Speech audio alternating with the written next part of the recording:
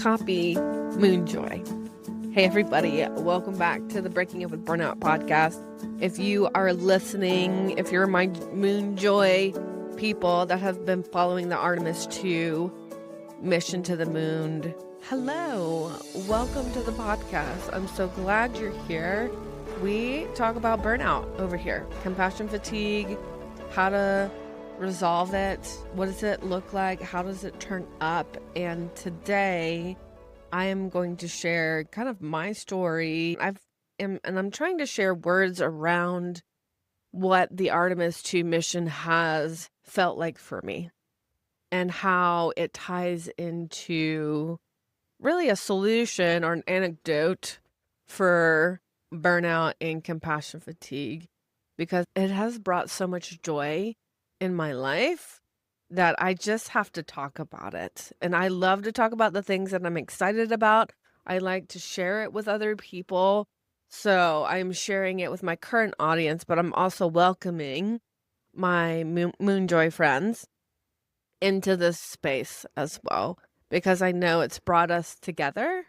And I will talk about community and belonging, but also I hope this episode brings you a sense of joy and wonder that we experienced on the 10-day mission that has continued. And I'm just wanting to continue that moon joy.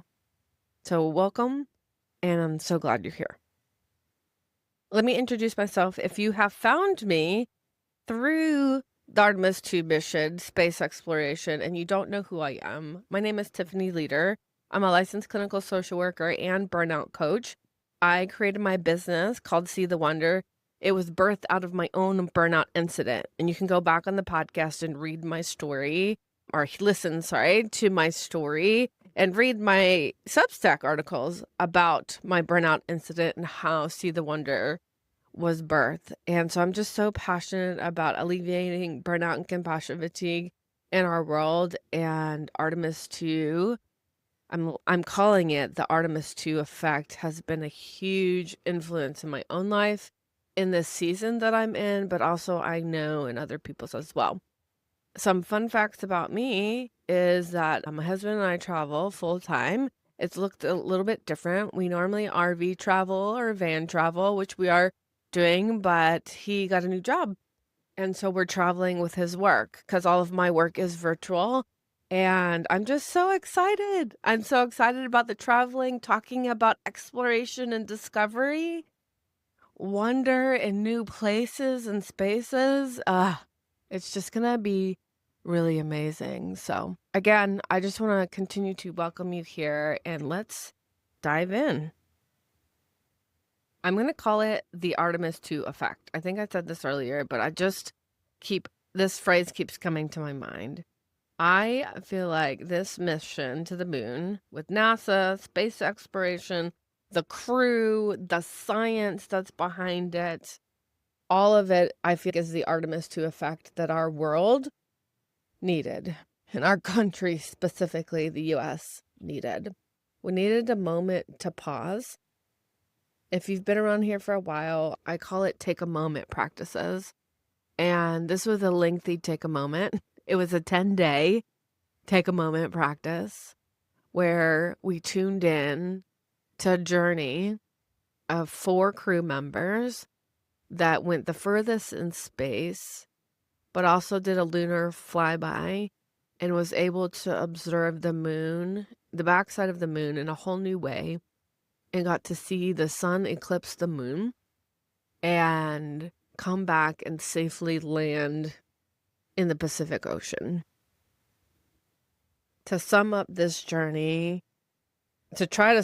this journey, it was thoughtfulness, it was hard work, resilience, wonder and awe, laughter, fun, and excitement. An excitement that we are pushing forward as a country and as a world for space exploration, to explore the unknown, to explore the awe and wonder in our world. Since I have started watching the mission until now, so I'm recording this in May, I have seen they just released the 12,000 plus photos that the Artemis crew took on their mission. I haven't even begun combing through those photos, but the ones that I have seen are miraculous. It brings this joy back all over again of the mission, what I remember that was exciting about it, the different milestones that they shared, the crew's camaraderie. It's just, sometimes I have a hard time putting it into words, but I am doing my best to do it right now. And how does this tie to burnout? How has this been an antidote to burnout for me? Joy is the opposite of stress. Wonder and awe helps regulate your nervous system. Laughter is the science behind laughter. You cannot be stressed when you laugh. The sense of community and belonging, the connection, exploration and discovery in and of itself as human beings. When we explore new spaces and places, whether here on Earth or out in space, we are more attuned. We're to our senses, what we're seeing, what we're feeling, what we're tasting, what we're feeling on our skin. And when we tap into our senses, we tend to be more grounded. And that's what happens in exploration and discovery. There's a groundedness in yourself, but also there's a wonder of a world that's beyond our imagination.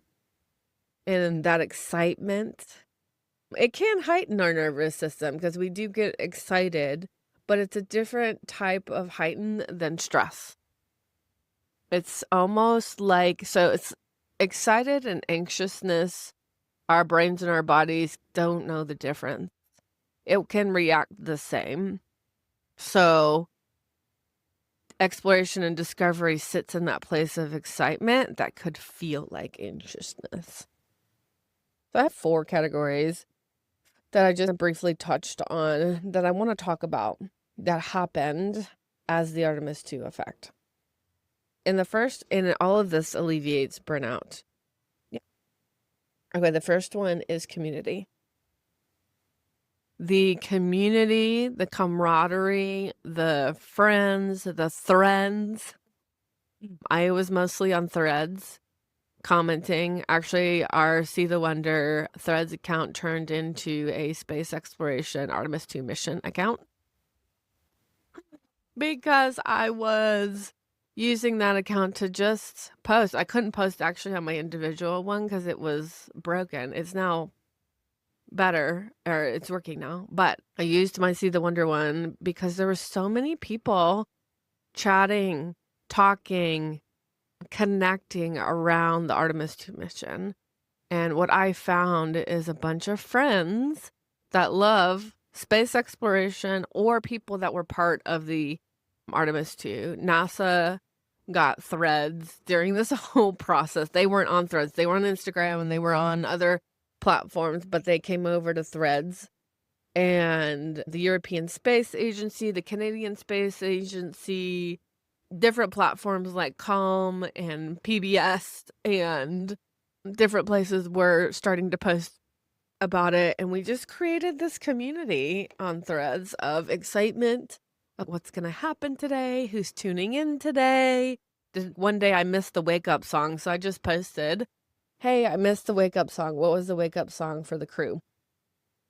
And so it was just an exciting experience. It reminded me of being on message boards and like instant message groups. Do you guys remember that instant message groups on AOL?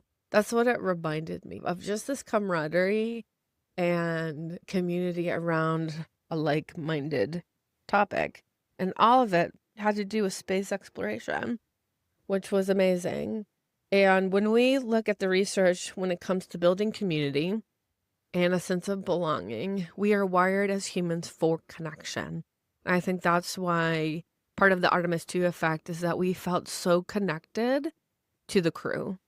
The crew chose to be vulnerable and to share vulnerable moments with us, to share themselves with us. And I know we all have quickly connected with them. If you don't know who the crew is and you've been in the dark, the crew is Commander Reed Wiseman, Pilot Victor Glover, Mission Specialist Christina Cook, and Mission Specialist Jeremy Henson. And just to say their names is an honor for me to honor them, the hard work that they've put in. They worked 3 years specifically on this mission, but they've worked harder for years and years prior to honing in on their gifts and their talents to be picked for this mission and go to the moon. Because we're wired for connection, this was a connecting point that we needed to see as a country and as a world that brought us together, that was positive. And when we are in community, we have a sense of belonging. There's parts of our brain that lights up, that alleviates stress, that gives us a warmth and empathy, a capacity to feel safety among other people. All of those things was created. And it's created because of our capacity and need for belonging as humans. I always think of the Brene Brown quote that says, she says something to this effect. I can't think of it completely at the moment. I use this in a lot of my burnout and compassion fatigue trainings when I talk about community. Basically, she just said, we're wired for connection, and without it, we suffer. And so I think we needed this connecting point as a country, as a world, to say, hey, we are wired for this. We are connected for this like-minded mission of space exploration in this crew. Let's do this. Also, I just want to point out, you just heard my notification on my computer because I do have a call coming up before, and I don't know if I probably won't finish this, but I just want to notice that I don't delete out things because I just want to be real here and to remove the barrier as much as possible between you and I, because we're just like, if I was talking to you, like I'm looking across the table, there's not anybody necessarily sitting here, but I look across the table and it's like I'm just talking to you, chatting with you about the most incredible thing that I am still excited about. Okay, the next thing I'm going to talk about is the crew, since community ties into the crew. The crew displayed the best of humanity. Each person in the crew just exemplified humanity. I think of Reed and Victor and Jeremy are dads. There's a photo of all of them looking at something and they've got glasses, or I think they all have their glasses on their faces in a certain way. And it's like, they look like dads. It's a dad photo of them looking at something and figuring it out. I think of Christina Cook as the playful sister, but also such experience and knowledge. She is one of the first women that I think she spent 382 days on the International Space Station in space, so the longest mission in space. And so her thoughtfulness, her poetic statements about their time, it's been such a joy to hear all of what they've all said, but she specifically just hits my heart when it comes to just poetry and thoughtfulness. They dedicated a crater to Reed's late wife, Carol. That was a huge moment. Still thinking about it, I tear up. She shared a statement about coming back when they've got their acquisition of signal. So there's one part on the mission where they come behind the moon and they lose signal with Earth. And when they come back, Victor Glover said a profound statement before that. And then after, Christina shared a statement as well that was just beautiful. And if there's a way we can implement the audio right here, I'm going to see if my editor, aka my husband, can do that. Maybe he can put a clip of those. I'll see if I can find the clip for you guys. Because both was just poetic and beautiful and profound. Integrity Houston, you are 6 minutes from your 40-minute lunar flyby LOS.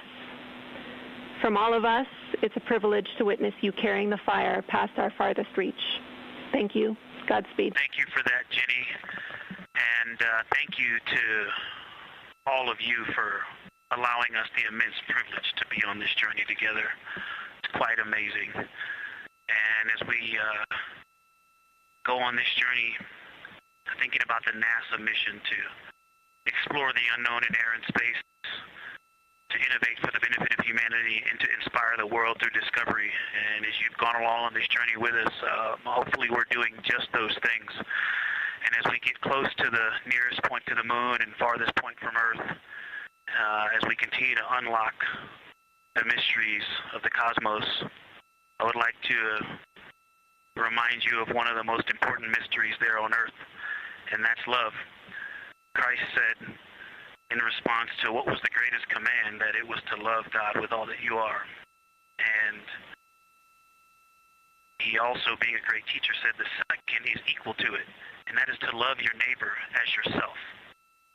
And so, as we prepare to go out of radio communication, we're still to feel your love from Earth, and to all of you down there on Earth and around Earth, we love you from the moon.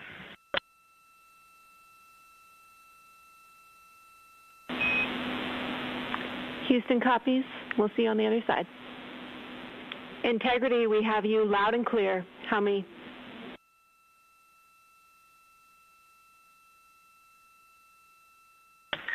Houston, we have you the same, and it is so great to hear from Earth again. To Asia, Africa, and Oceania, we are looking back at you. We hear you can look up and see the moon right now. We see you too. When we burned this burn towards the moon, I said that we do not leave Earth, but we choose it. And that is true. We will explore, we will build ships, we will visit again. We will construct science outposts, we will drive rovers, we will do radio astronomy, we will found companies, we will bolster industry, we will inspire. But ultimately, we will always choose Earth. We will always choose each other. Integrity from Earth, our single system, fragile and interconnected. We copy. Those of us that can are looking back. They had a lot of fun. It was fun watching them work and try to work around each other and them laughing at each other. They're like blowing space bubbles. Basically, it's water. They're blowing water at each other, showing Jeremy, this is his first time in space, showing him what water does in microgravity, them tossing Rise, their zero gravity indicator, back and forth behind Jeremy when he was doing an interview for the Canadian Space Agency, or I think it was just the Canadian news station. The laughter that they had, the camaraderie that they had, their own awe and wonder. So I want to stop on this because I remembered a moment when I was watching when it was the lunar flyby and they were describing different parts of the moon. They were specifically, I believe, talking about impact craters and if they were seeing them. And on the communication board was Dr. Kelsey Young, who is the science lead team, and she's a geologist specialization. She trained them for the observations, and Reed shared over the comms that they have seen a couple of them and that Jeremy was seeing a few right now. And her face, I get chills talking about this. I'm getting chills talking about it because her face of excitement. And she said she saw the whole science team was just cheering. I loved it. Segue for just a moment. the majority of the science team and a lot of the mission control were women. And I loved that. I just love seeing women go for opportunities in a historically male-dominated workplace and see the incredibleness of them. It's just so cool. So cool. So that was a really cool moment that the crew shared, but also mission control shared as well. So I loved watching that moment. I loved seeing their faces light up. There was one point during the eclipse that Commander Reed shared that human brains have not evolved enough to take in what they were seeing in front of them. And if you go look at the 12,000 pictures, which we will pop into the show notes, the link if you want to see all of the photos, you can see that. Also, if you just want to go to the See the Wonder Threads account, I reposted a lot of things as well. Okay.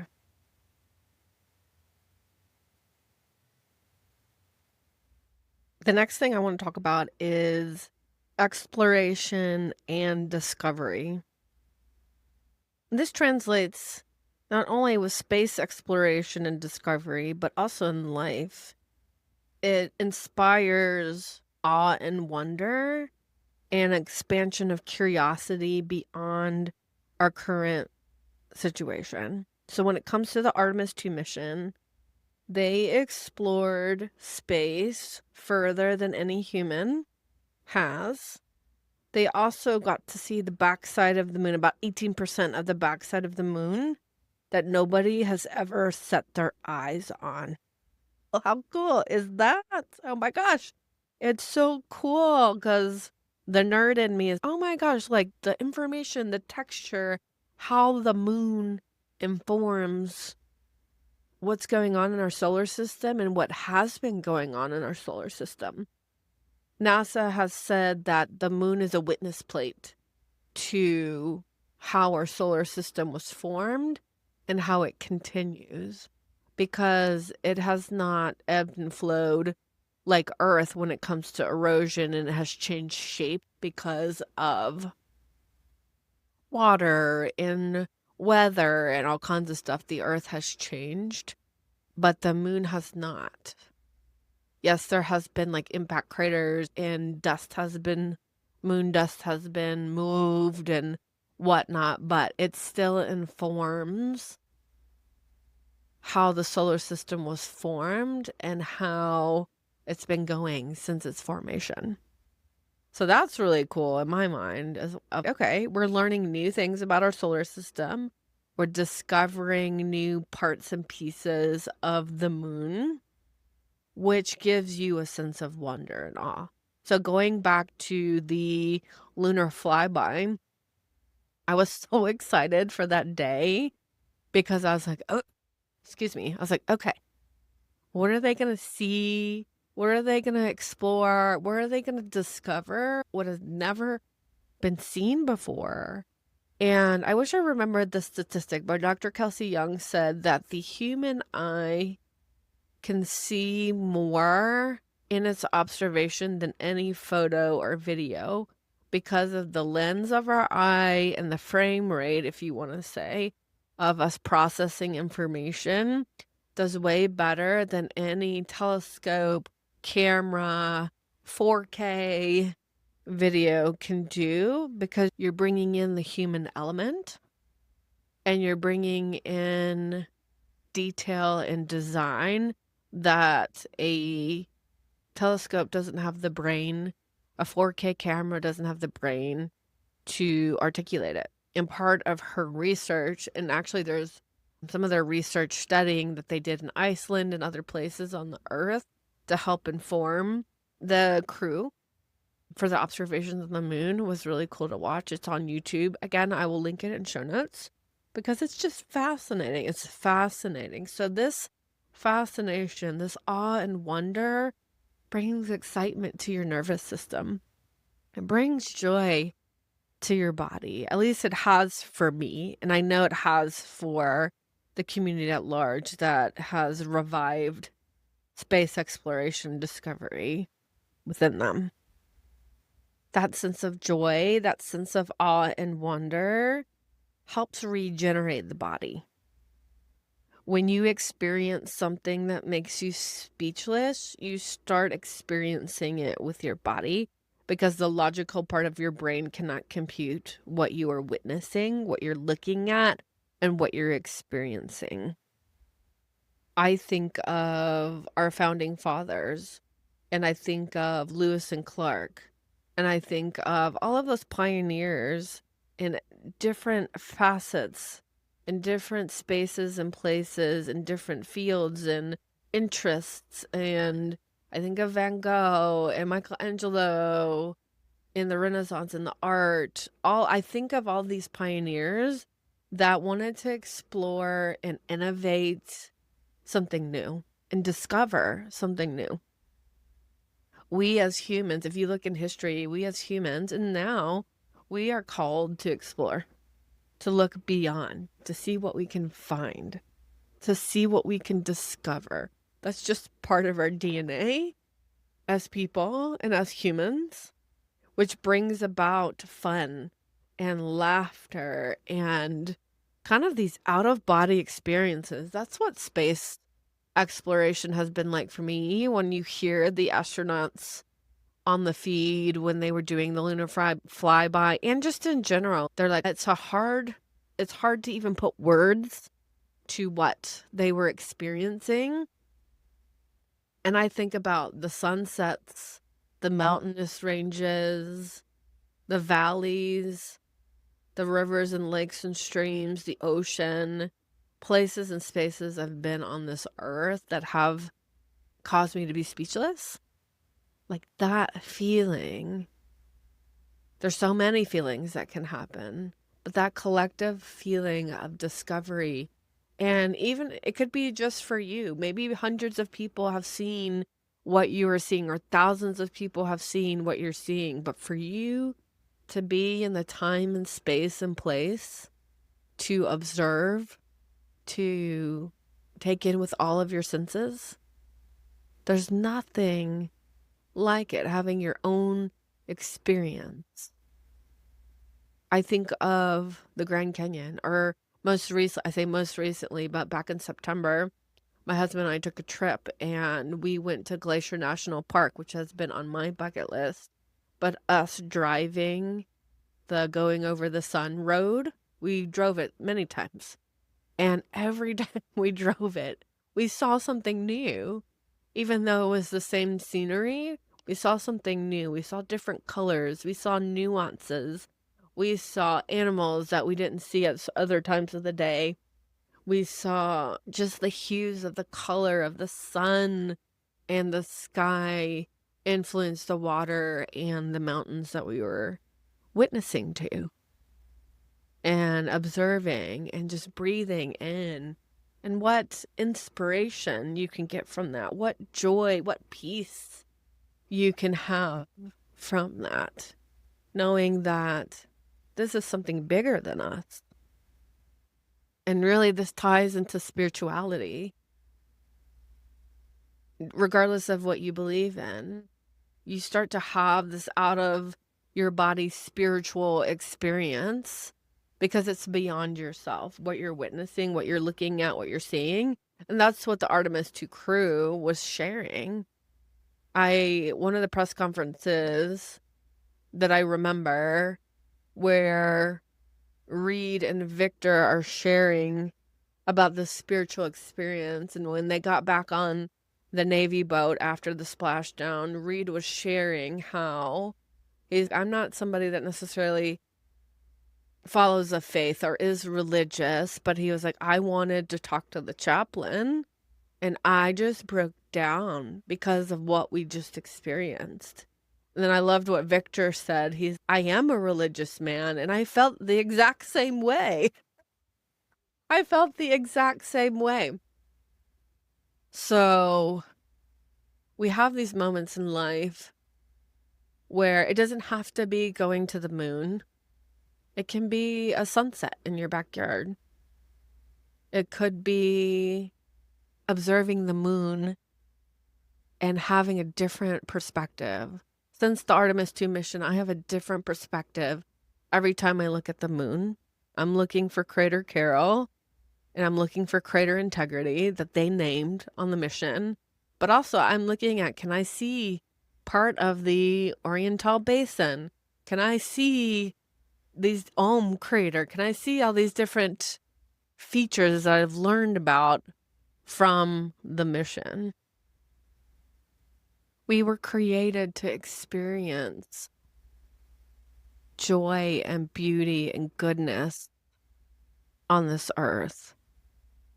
And if you are religious or not, it doesn't really matter. We both have the same experience, whether or not you believe in God or not. We have the same experience that it stops us in our tracks. We become speechless, and we are just observing the vastness that's been created. And we know it's been created by something or someone that is bigger than us. And we get to see it, and we get to observe it, and we get to experience it, which in turn gives us inspiration and joy, can give us peace. All of these different things I'm talking about help give relief when it comes to burnout. It relieves stress. It gives you a different perspective on life. I think some stress is created because we're so pigeonholed in getting ahead in life or getting to a certain place in life. And when you experience these awe and wonder moments, the body just releases stress sometimes. Or you get a perspective shift in the body. Why was I even stressed about that? Or even the mind may say that. Every time I go into the mountains or into a place of beauty on our planet, the ocean is one of my favorite places, I get this perspective shift. And I think we need it because we can get so stuck in our heads and stuck in our growth track in life that we forget what's right in front of us. We forget that there's awe and beauty and goodness and wonder and inspiration in so many moments of our day that will heal our bodies if we would just take a moment and look for it. My company is called See the Wonder because we do believe observing awe and wonder in the world is the first step to healing. And that's what I'm talking about today. Everything about the Artemis 2 mission, space exploration, is healing to my body. It's counteracting the stress that I have felt in this transition season where my husband has a new job. We're going to be traveling more than what we have been in the past. We're going to be experiencing new spaces and places. And what does that look like logistically? What do we need to get done beforehand? And we can get so pigeonholed into our to-do list, which I think I will say today, I think I got caught up in that. Yeah. Instead of just listening for a moment to the rain patter on the RV and hearing the birds, which the birds are incessant here in the Midwest, but hear the birds just chirp away and feel the cool air. That's crazy because yesterday was like 82 degrees and today the high is 56. So my body wants to go into hibernation. So I leave this with you. May you experience awe and wonder. May you explore and discover new spaces and places in life that bring you a sense of joy and bring you a sense of laughter and bring a sense of awe. May you find people that you can do this with and know when we do these things, when we experience these experiences, burnout becomes less and less. And just a reminder, burnout is chronic stress, period. It's unresolved chronic stress. So we want to balance. I don't like the word balance. I like the word rhythm. But we need to shift into a space of awe and wonder as equally or more than shifting in spaces that stress us out. We have to counter the stress that we feel and get perspective from it. So, if you're needing support around, that's what we do here at See the Wonder. We specialize in burnout and compassion fatigue recovery. I will link in the show notes. I have a free 5-step protocol, but reset for burnout. And part of it is what I'm talking about. Part of it is regulating your nervous system through awe and wonder. And I have that as a gift to you. If you're looking for more intentional support, you can message us on the socials. We typically spend our time on Threads and Substack, and we have a podcast. But you can email us at info@seethewonder.net, and we'd love to connect with you. Whether it's about the Artemis 2 mission, moon joy, the joy. If you want to unpack the joy with me specifically, you can email me, Tiffany Leader, at seethewonder.net. I have a coffee chat. I love chatting with other people, and if we want to chat all about moon joy, I'm happy to spend some time with you talking about it. But thank you. Thank you for being here. Thank you for listening. And I hope and pray that you experience the moon joy and the awe and wonder I experienced through this 10 days and beyond from the Artemis 2 mission. Copy, moon joy.